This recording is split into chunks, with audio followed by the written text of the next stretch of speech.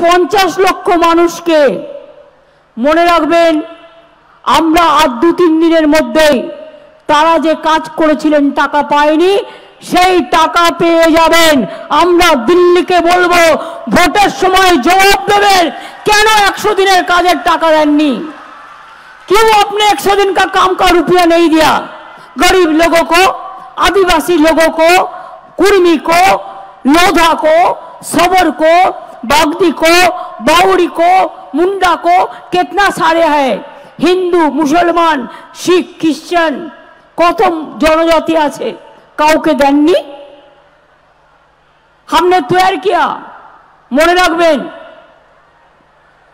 1 एप्रिलेर मध्य যদি কেন্দ্রীয় সরকার টাকা না ছাড়ে, প্রথম ফেজে যে 11 লক্ষ বাড়ি, আগেও আমরা 47 লক্ষ বাড়ি করে দিয়েছি, যে 11 লক্ষ বাড়ি আছে লিস্টে, যারা সার্টিফিকেট পেয়ে গিয়েও পাননি, 1 এপ্রিলের মধ্যে কেন্দ্রীয় সরকার না দিলে আমরা আপনাদের করে দেব, টাকাটা রাজ্য সরকার দেবে।